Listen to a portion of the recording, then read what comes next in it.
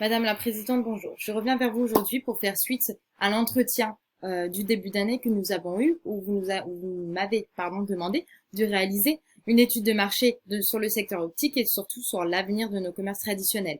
J'ai choisi de développer la digitalisation du commerce traditionnel. Avant toute chose, j'aimerais faire un petit retour sur les chiffres. Nous sommes présents dans 20 pays. Nous avons 1420 magasins dans le monde aujourd'hui. Un chiffre d'affaires à 890 millions d'euros. Pour l'année 2018, environ 300 salariés permanents dans nos bureaux, plus de 900 salariés au pôle succursaliste et plus de 500 franchisés. Dans ce rapport, j'ai fait une étude interne avec un business model et un SWOT, une étude externe avec un PESTEL, étudier la proposition de valeur avec nos offres et notre avantage concurrentiel, qui est la Chin-Chin, la Forti et autres, et ensuite réaliser une revue de littérature avec 3 thèmes que j'ai développés qui sont pour moi importants au vu des évolutions actuelles et surtout à l'avenir de nos commerces traditionnels. Pourquoi? Aujourd'hui, le commerce traditionnel est menacé par 3 critères. Les évolutions technologiques, les évolutions du comportement des consommateurs et les évolutions du commerce traditionnel qui est aujourd'hui l'e-commerce.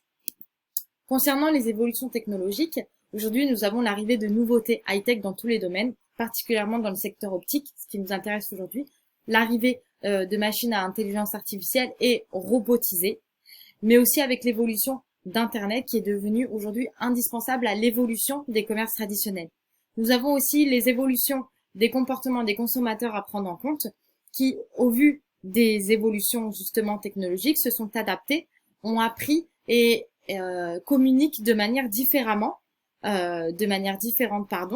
qu'avant toutes ces évolutions.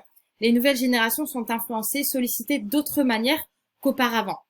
Suivre le rythme de ces demandes, toujours plus urgentes, est très compliqué pour un commerce traditionnel puisque le comportement d'un consommateur change d'un consommateur à l'autre.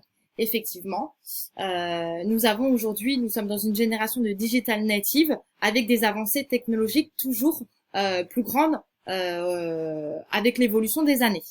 Et nous avons aussi évidemment l'évolution du e-commerce. Effectivement, ces 15 dernières années, le e-commerce a été impressionnant. Le commerce en ligne a conquis le cœur de nouveaux consommateurs. En effet, selon les données chiffrées de la Fédération e-commerce, nous avons en vente e-commerce et en vente à distance une progression de 14% en 2015. Les ventes en ligne ont représenté un chiffre d'affaires de 64 milliards d'euros en 2014. Aujourd'hui, la vraie problématique pour nous et pour le groupe Alain Flelou, c'est de voir à la vitesse à laquelle l'e-commerce augmente. J'en suis venue donc à me demander dans quelle mesure le digital impacte-t-il le commerce traditionnel. Et si vous le voulez bien, dans l'année prochaine, j'étudierai cette problématique afin de pouvoir comprendre et surtout de pouvoir faire face à cette menace en tant que commerce traditionnel. J'attends votre retour et je vous dis à bientôt.